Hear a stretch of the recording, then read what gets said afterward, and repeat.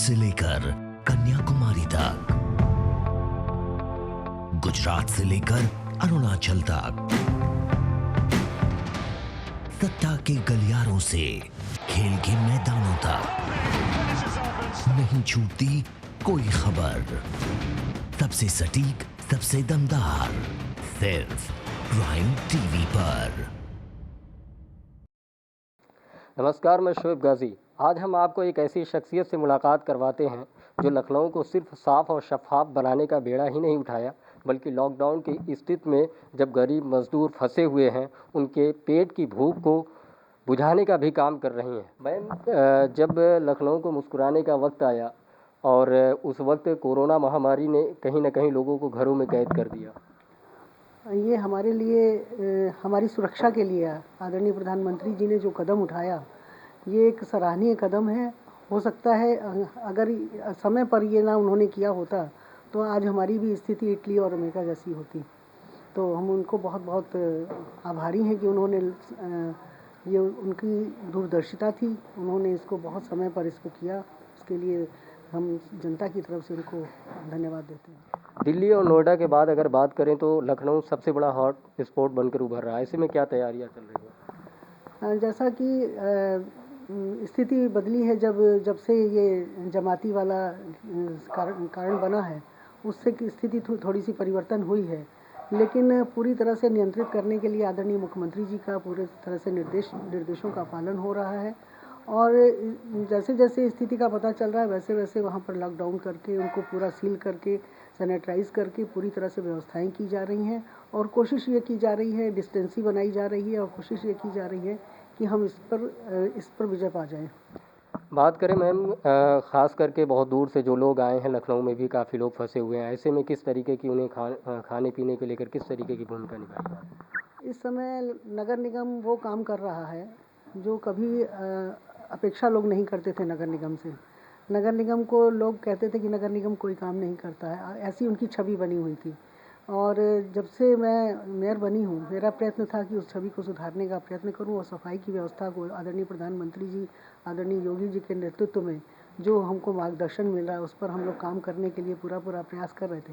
लेकिन इसी बीच ये संक्रमण काल आ गया, और इस संक्रमण काल में हमारे नगर निगम के कर्मचारी हों या अधिकारी हों, ये सभी ने पूरी तरह से ये सिद्ध कर दिया है कि हम नगर निगम कहीं पीछे नहीं है, और नगर निगम इस समय अग्रणी भूमिका निभा रहा है।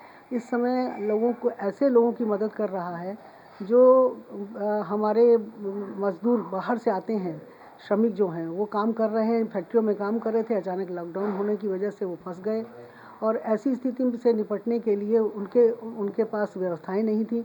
नगर निगम ऐसे 80,000 लोगों को, 1 लाख तक का टारगेट है, और 80-85 हज़ार लोगों की भूख को बराबर मिटाने का प्रयत्न कर रहा है। हमारे 10 कम्युनिटी किचन चल रहे हैं, 8 हमारे जोन हैं। पहले 8 जोनों में हमने शुरू किया था इसको, हर जोन में किचन चल रही थी। अभी 2 और बढ़ाई गई हैं, 10 कम्युनिटी किचन चल रही हैं, जहाँ हज़ारों की तादाद में खाना बन रहा है और उन तक पहुँचाया जा रहा है जो इस स्थिति में हैं कि वो बाहर नहीं निकल सकते हैं और उनके पास राशन भी नहीं है। ऐसी स्थिति में उनका पेट भरने का काम नगर निगम पूरी तरह से कर रहा है। तो कहीं ना कहीं नगर निगम के ऊपर भी एक बहुत बड़ी जिम्मेदारी है, और इस जिम्मेदारी के साथ जो है आप द्वारा क्या मतलब उनके लिए नगर निगम की बहुत बड़ी जिम्मेदारी है। नगर निगम इस काम को कर रहा है, बखूबी कर रहा है, और मैं उन अधिकारियों को, उन कर्मचारियों को, सबको मैं बहुत बहुत अपनी तरफ से धन्यवाद देती हूँ कि ऐसे कठिन समय में, इसीलिए मैंने उनको जो स्वच्छता कर्मी हैं उनको स्वच्छता दूत का नाम दिया है, और आदरणीय प्रधानमंत्री जी ने तो उनको कर्म योद्धा का नाम दिया है। ऐसे लोग जो ऐसे समय पर, जिस समय हम सब लोग एक कोरोना के डर से बाहर नहीं निकल रहे हैं, हम लोग आपस में डिस्टेंस बनाकर चल रहे हैं, ऐसे समय में वो लोग काम पर आ रहे हैं, सारे शहर को स्वच्छता कर रहे हैं। और कहीं ना, अगर आज की स्थिति, अगर मान लीजिए 1 महीने तक अगर हमारी सफाई व्यवस्था नहीं होती तो हमारी गलियों की क्या स्थिति होती और हमारी यहाँ की लखनऊ की छवि कुछ दूसरी होती। तो आज ऐसे समय पर ये लोग काम करने के लिए आ रहे हैं, और मैंने इनका विगत कुछ दिनों पहले मैंने इनका स्वागत किया है, और मैंने जनता से भी अपील की है, कल का दिन निश्चित किया है, और जनता से अपील करती हूँ कि वह लोग कल के दिन 23 अप्रैल को सुबह, जिस समय स्वच्छता कर्मी उनकी गली में सफाई करने के लिए आते हैं, क्योंकि हमें डिस्टेंसी बनाकर रखना है और हमें कोई कार्यक्रम नहीं करना है, भीड़ एकत्रित नहीं करनी है। तो सबसे अच्छा तरीका ये है कि हमारी डिस्टेंसी बनी रहे। हमारे केंद्रीय हम नेतृत्व हम लोगों को मिला है कि डिस्टेंसी रखने का जो गाइडलाइन हम लोगों को केंद्र से मिली है, उस गाइडलाइन के तहत हम लोग भीड़ भाड़ना एकत्रित करके उस व्यक्ति को, हमारी गली में जो व्यक्ति काम कर रहा है, हमारे दरवाजे पे झाड़ू लगाने आ रहा है, स्वच्छता की बात कर रहा है, उस स्वच्छता दूत का हम सामने अपने घर के सामने खड़े होकर उनका पुष्प वर्षा करके या माला पहनाकर, या कुछ नहीं अगर आपके पास है तो ताली बजाकर, या फिर धन्यवाद के 2 शब्द कि अगर आप ना होते तो हमारी गली साफ ना होती, इस तरह के 2 शब्द बोलकर उनको सम्मानित करें। और कल का दिन हमने सम्मान दिवस के रूप में रखा है 23 अप्रैल का, और ऐसे में मैंने जनता से अपील की है और मैं इसके माध्यम से और लोगों, जो लोग इसे देख रहे हैं, उनसे भी अपील करती हूँ कि उनका सम्मान करें।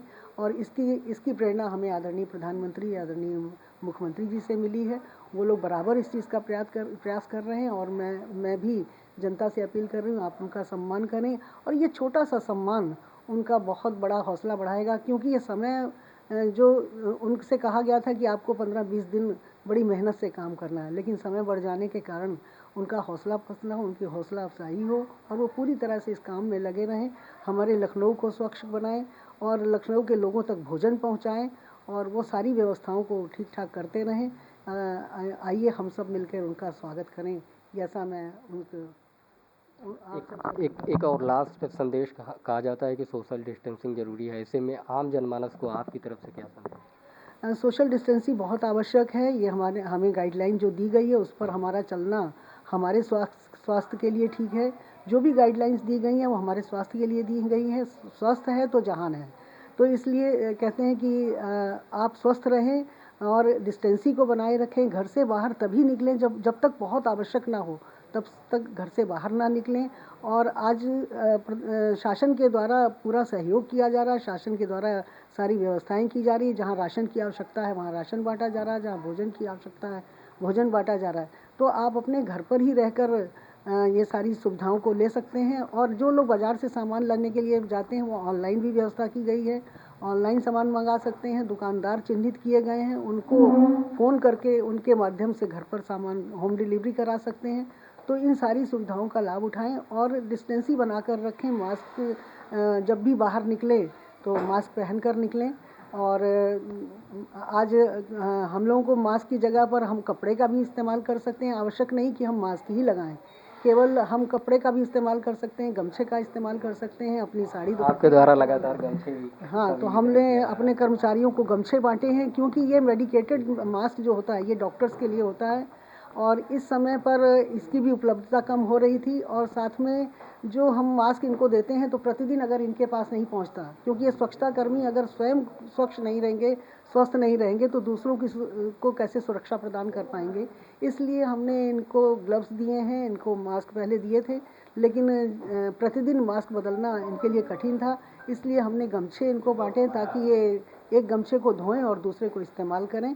वही काम हम सब लोग, मैं जनता से अपील करती हूँ कि वो भी इस काम को कर सकते हैं। अपने दुपट्टे से जब बाहर निकले, दुपट्टे से, साड़ी से या गमछे से या फिर मास्क लगाकर, जैसा उनको सुविधा हो अपने उसको लगाकर रखें ताकि और सोशल डिस्टेंसिंग को बनाए रखें। तो ये थी हमारे साथ संयुक्ता भाटिया, जो लखनऊ की प्रथम जो है नागरिक के रूप में जाने जाती हैं।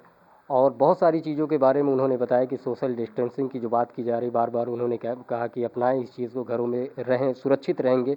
ऐसे में कल का दिन एक विशेष दिन के रूप में माना जाएगा, क्योंकि कल के दिन जिस तरीके से पुलिस या डॉक्टर्स या सफाई कर्मचारी की बात करें तो हर वह आदमी रोडों पे है। ये लोग लगातार लगे हुए अपने काम को अंजाम दे रहे हैं।